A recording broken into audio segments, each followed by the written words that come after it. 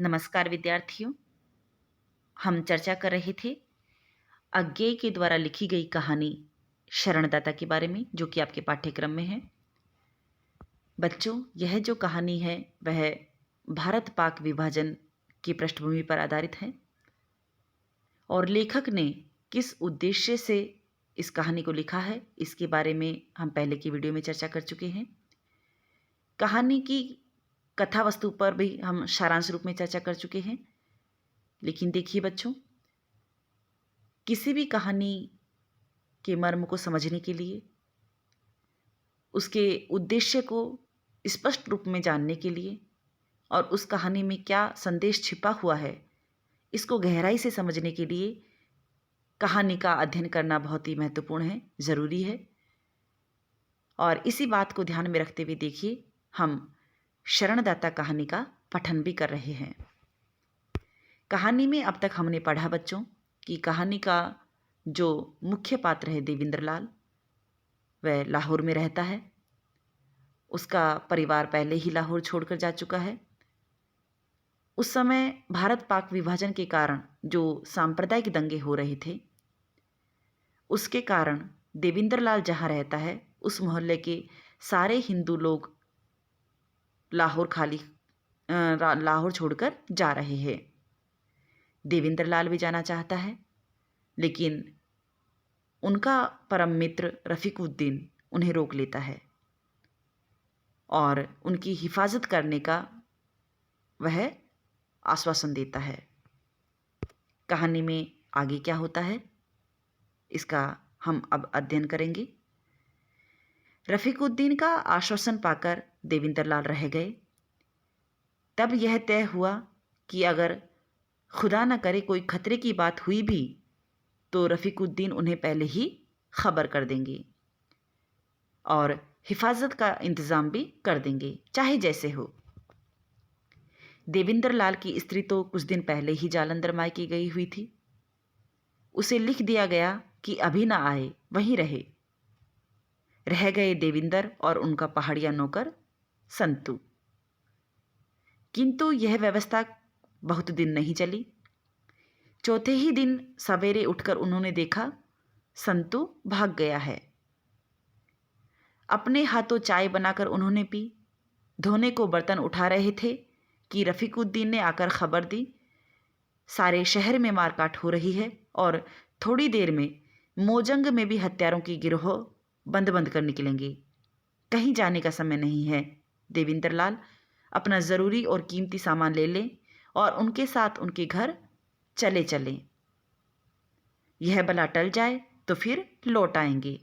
तो यानी रफ़ीकुद्दीन जो है वो देवेंद्र लाल से कहता है कि वह उसके साथ रफ़ीकुद्दीन के घर जाए और अब वही जगह उसके लिए सुरक्षित रहेगी। कीमती सामान कुछ था नहीं। गहना छन्ना सब स्त्री के साथ जालंधर चला गया था। रुपया थोड़ा बहुत बैंक में था और ज़्यादा फैलाव कुछ उन्होंने किया नहीं था। यूँ गृहस्थ को अपने गृहस्थी की हर चीज़ कीमती मालूम होती है। देवेंद्र लाल घंटे भर बाद ट्रंक बिस्तर के साथ रफ़ीकुद्दीन के यहाँ जा पहुँचे। तीसरे पहर उन्होंने देखा हुल्लड़ मोजंग में आ पहुँचा है। शाम होते होते उनकी निर्निमेष आंखों के सामने ही उनके घर का ताला तोड़ा गया और जो कुछ था लुट गया। रात को जहाँ तहाँ लपटें उठने लगी और भादों की उमस धुआं खाकर और भी गला घुटू हो गई। रफ़ीकुद्दीन भी आंखों में पराजय लिए चुपचाप देखते रहे। केवल एक बार उन्होंने कहा, यह दिन भी था देखने को, और आज़ादी के नाम पर, या अल्लाह। लेकिन खुदा जिसे घर से निकलता है उसे फिर गली में भी पनाह नहीं देता। देवेंद्र लाल घर से बाहर तो निकल ही न सकते। रफ़ीकुद्दीन ही आते जाते। काम करने का तो वातावरण ही नहीं था। वे घूम घाम आते, बाजार कर आते और शहर की खबर ले आते, देवेंद्र को सुनाते और फिर दोनों बहुत देर तक देश के भविष्य पर आलोचना किया करते। देवेंद्र ने पहले तो लक्ष्य नहीं किया, लेकिन बाद में पहचानने लगा कि रफ़ीकुद्दीन की बातों में कुछ चिंता का और कुछ एक और पीड़ा का भी स्वर है जिसे वह नाम नहीं दे सकता। थकान है, उदासी है, विरक्ति है, पराजय है या फिर कुछ और। शहर तो वीरान हो गया था, जहाँ तहाँ लाशें सड़ने लगी, घर लुट चुके थे और अब जल रहे थे। शहर के एक नामी डॉक्टर के पास कुछ प्रतिष्ठित लोग गए थे, यह प्रार्थना लेकर कि वे मोहल्लों में जावे, उनकी सब लोग इज्जत करते हैं, इसलिए उनके समझाने का असर होगा और मरीज भी वे देख सकेंगे। वे 2 मुसलमान नेताओं के साथ निकले। 2-3 मोहल्ले घूमकर मुसलमानों की बस्ती में एक मरीज को देखने के लिए स्टेथोस्कोप निकाल कर मरीज पर झुके ही थे कि मरीज के ही एक रिश्तेदार ने पीठ में छुरा भोंक दिया। तो देखिए बच्चों, सांप्रदायिकता किस कदर हावी थी उस समय, इस बात का अंदाज़ा हम यह पैराग्राफ पढ़कर लगा सकते हैं। हिंदू मोहल्ले में रेलवे के एक कर्मचारी ने बहुत से निराश्रितों को अपने घर में जगह दी थी, जिनके घर बार सब लुट चुके थे। पुलिस को उसने खबर दी थी कि वे निराश्रित उसके घर टिके हैं, हो सके तो उनके घरों और माल की हिफाजत की जाए। पुलिस ने आकर शरणागतों के साथ उसे और उसके घर की स्त्रियों को गिरफ्तार कर लिया और ले गई। पीछे घर पर हमला हुआ, लूट हुई और घर में आग लगा दी गई। 3 दिन बाद उसे और उसके परिवार को थाने से छोड़ा गया और हिफाजत के लिए हथियारबंद पुलिस के 2 सिपाही साथ किए गए। थाने से 50 कदम के फासले पर पुलिस वालों ने अचानक बंदूक उठाकर उस पर और उसके परिवार पर गोली चलाई। वह और 3 स्त्रियां मारी गई। उसकी माँ और स्त्री घायल होकर गिर गई और सड़क पर पड़ी रही। तो देखिए बच्चों, उस समय कुछ कट्टर लोग धर्म के नशे में चूर होकर दंगा कर रहे थे, हत्या कर रहे थे, लेकिन देखिए उस समय ऐसे भी लोग थे जिन्होंने धर्म से ऊपर उठकर मानवीयता के रिश्ते को कायम रखा और हिंदू घरों के कुछ लोगों ने मुसलमान परिवारों को और मुसलमान घरों के कुछ लोगों ने हिंदुओं को शरण दी।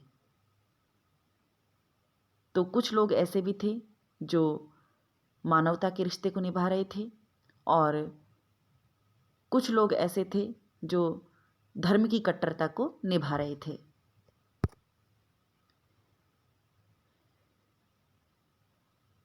तो उस समय जो विषाक्त वातावरण था, जो द्वेष था, जो घृणा थी, वो लगातार बढ़ रही थी। यहाँ तक कि पुलिस भी जो रखवाली जिनको करने की जिनको जिम्मेदारी दी गई थी, वो भी धर्म के नशे में चूर हो रही थी।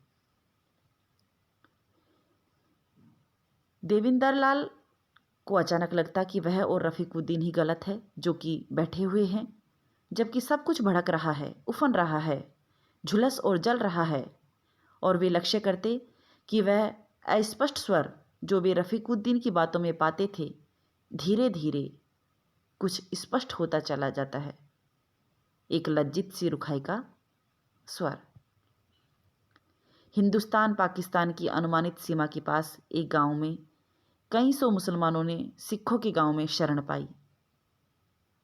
अंत में जब आसपास के गांव के और अमृतसर शहर के लोगों के दबाव ने उस गांव में उनके लिए फिर आसन संकट की स्थिति पैदा कर दी, तब गांव के लोगों ने अपने मेहमानों को अमृतसर स्टेशन पहुंचाने का निश्चय किया, जहां से वे सुरक्षित मुसलमान इलाके में जा सके। और 200-250 आदमी कृपाने निकालकर उन्हें घेर में लेकर स्टेशन पहुंचा आए। किसी को कोई क्षति नहीं पहुंची। घटना सुनकर रफ़ीकुद्दीन ने कहा, आखिर तो लाचारी होती है, अकेले इंसान को झुकना ही पड़ता है। यहाँ तो पूरा गांव था, फिर भी उन्हें हारना पड़ा, लेकिन आखिर तक उन्होंने निभाया। इसकी दाद देनी चाहिए, उन्हें पहुंचा आए। देवेंद्रलाल ने हामी भरी, लेकिन सहसा पहला वाक्य उनके स्मृति पटल पर उभर आया, आखिर तो लाचारी होती है, अकेले इंसान को झुकना ही पड़ता है। उन्होंने एक तीखी नज़र से रफ़ीकुद्दीन की ओर देखा, पर भी कुछ बोले नहीं। अपराह्न में 6-7 आदमी रफ़ीकुद्दीन से मिलने आए। रफ़ीकुद्दीन ने उन्हें अपनी बैठक में ले जाकर दरवाजे बंद कर लिए। 1.5-2 घंटे तक बातें हुई। सारी बात प्राय धीरे धीरे ही हुई। बीच बीच में कोई स्वर ऊंचा उठ जाता और एक आध शब्द देवेंद्रलाल के कान में पड़ जाता।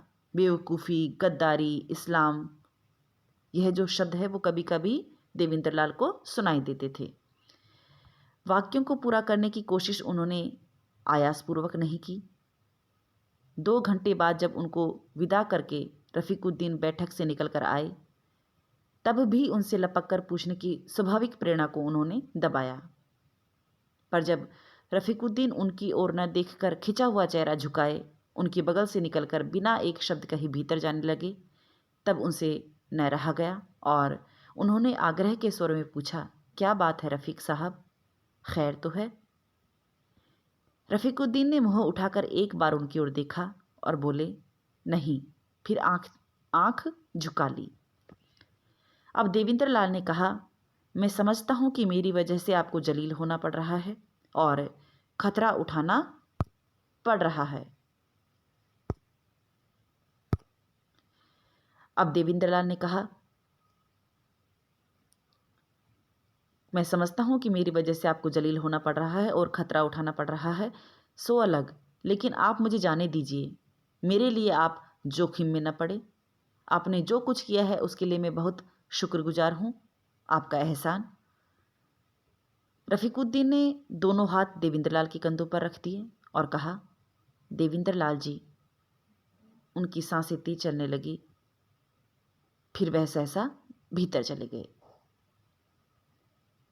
तो देखिए बच्चों, रफ़ीकुद्दीन जिन्होंने देवेंद्रलाल को अपने घर में रखा हुआ था, जब यह बात कुछ मुसलमान व्यक्तियों को पता चली तो वे उसके घर आते हैं और रफ़ीकुद्दीन को समझाते हैं कि इसको यहाँ ना रखें।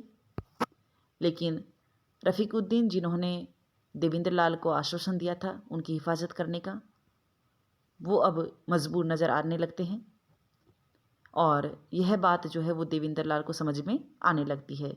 इसलिए वह रफ़ीकुद्दीन से कहते हैं कि तुम पर जो अब दबाव पड़ रहा है,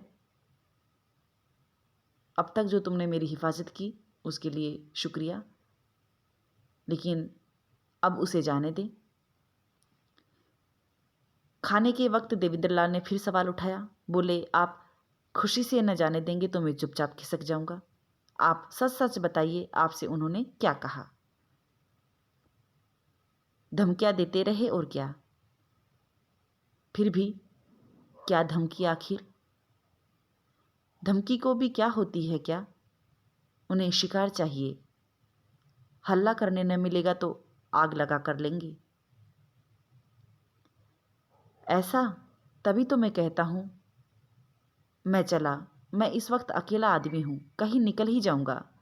आप घर बार वाले आदमी, ये लोग तो सब तबाह कर डालने पर तुले हैं, गुंडे हैं बिल्कुल। मैं आज ही चला जाऊंगा। तो रफ़ीकुद्दीन कहते हैं कि यह कैसे हो सकता है? आखिर आपके चले जाने से हम ही ने रोका था, हमारी भी तो कुछ जिम्मेदारी है। आपने भला चाहकर ही रोका था, उसके आगे कोई जिम्मेदारी नहीं है। तो रफ़ीकुद्दीन कहता है कि आप जावेंगे कहाँ? देवेंद्रलाल कहता है, देखा जाएगा। रफ़ीकुद्दीन कहता है, नहीं, यह नामुमकिन बात है।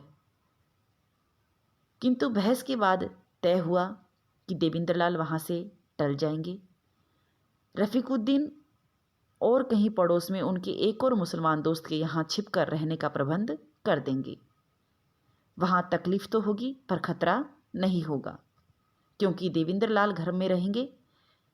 वहाँ पर रहकर जान की हिफाजत तो रहेगी। तब तक कुछ और उपाय सोचा जाएगा निकलने का। तो देखिए, अब दोनों मित्रों के बीच में यह तय होता है कि रफ़ीकुद्दीन जो है देवेंद्र लाल को एक और जो उनका मुसलमान दोस्त है उनके घर पर रखने के लिए कहता है।